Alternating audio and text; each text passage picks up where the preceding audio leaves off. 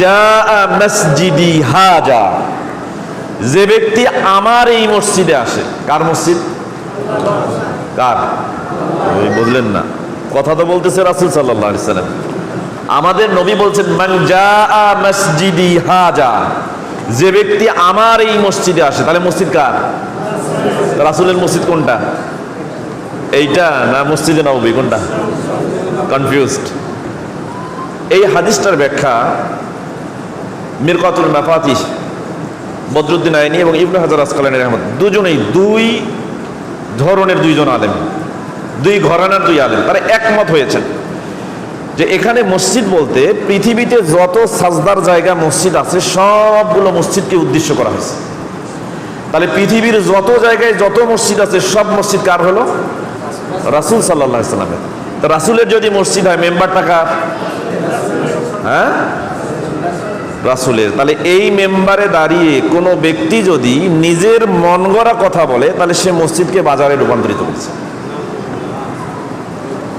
এই মসজিদের মেম্বারে দাঁড়িয়ে সে যত বড় হুজুর হোক, যদি নিজের স্বার্থকে চরিতার্থ করে, নিজের ইমামতিকে টিকানোর জন্য, নিজের স্বার্থকে ঠিক রাখার জন্য, কমিটির সাথে আঁতাত ঠিক রাখার জন্য, জনগণকে ঠিক রাখার জন্য এবং নিজের প্রভাব প্রতিপত্তি ঠিক রাখার জন্য যদি স্বার্থান্বেষী কোনো কথা বলে, মানুষকে বলে, মানুষকে নিজের দিকে টানে, নিঃসন্দেহে সে মসজিদকে বাজারে পরিণত করছে।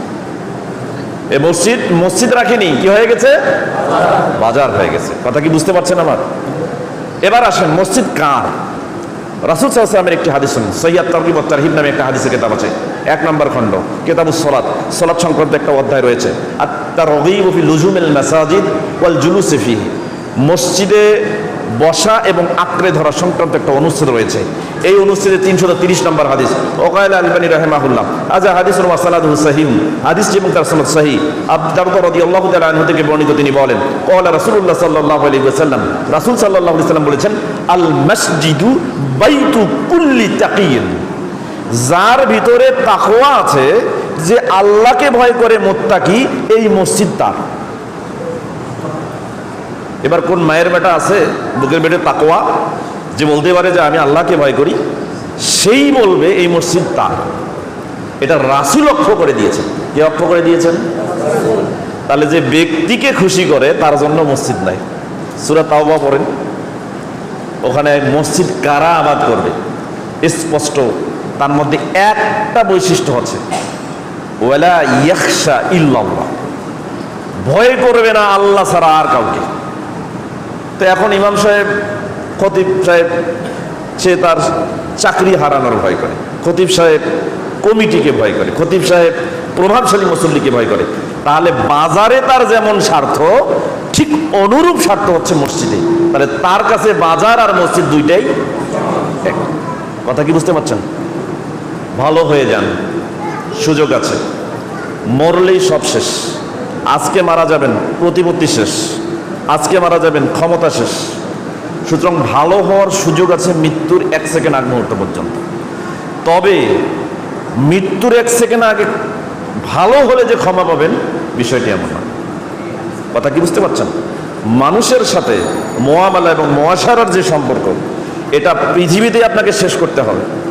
আপনার দ্বারা ক্ষমতা চলাকালীন একটা মুসল্লি যদি মনক্ষুণ্ণ হয়, একটা সাধারণ পাবলিক যদি মনক্ষুণ্ণ হয়, আপনার দ্বারা যদি কেউ কষ্ট পায়, কেউ যদি জামাত ছাড়ে, কেউ জামাতের সালাত আদায় করতে যদি ভয় পায়, লজ্জা করে, শরম পায়, মসজিদ ছেড়ে অন্যত্র সালাত আদায় করতে যায়, এর হিসাব কাল কিয়ামতের দিন আল্লাহর সামনে দাঁড়িয়ে দিতে হবে।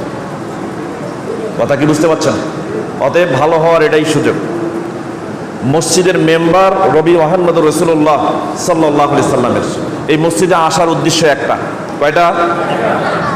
আল্লাহ নবী সাল্লাল্লাহু আলাইহি ওয়াসাল্লাম বলেছেন মান জাআ মসজিদি হাজা, যে ব্যক্তি আমার এই মসজিদে আসে ওয়ালা ইয়াতি ইল্লা লিখাইরিন, কিন্তু আসে না শুধু একটা উদ্দেশ্য ছাড়া, সেটা হলো কল্যাণ। আর কল্যাণ আছে দুইটি কাজে। কয়টি কাজে? ইয়াতাআল্লামুহু আও ইউআল্লিমুহু, হয় সে মসজিদে আসবে শিখার জন্য অথবা শেখানোর জন্য। এই দুইটা ছাড়া পকেটে টাকা গুনবেন, ক্যাশ গুনবেন, কত টাকা হয়েছে হিসাব লিখবেন, এরপর হিসাবটুকু আপনি ওখানে দিবেন, এই উদ্দেশ্যে মসজিদে আসা যাবে না। হিসাব খুব বরাবর। দায়িত্ব যত নেবেন দায়িত্ব বাড়বে, দায়িত্বের পুঙ্খানুপুঙ্খভাবে দায়িত্ব পালন করতে না পারলে এর বোঝা আরো কত কঠিন হবে এটা আপনি বুঝেও বুঝবেন না। সম্মানিত উপস্থিতি, এই জন্য আপনাকে বলছি, মসজিদ সম্পূর্ণ আল্লাহ সুবহানাহু ওয়া তাআলার জন্য। পদ্ধতি হবে একজন ব্যক্তি কেন্দ্রিক, যিনি দেখিয়ে দিয়েছেন 1450 বছর আগে, তিনি হচ্ছেন মুহাম্মদুর রাসূলুল্লাহ সাল্লাল্লাহু আলাইহি ওয়াসাল্লাম। ভাই একটু আগে বক্তব্য দিয়েছেন, বলেছেন ইত্তেবা এর কথা।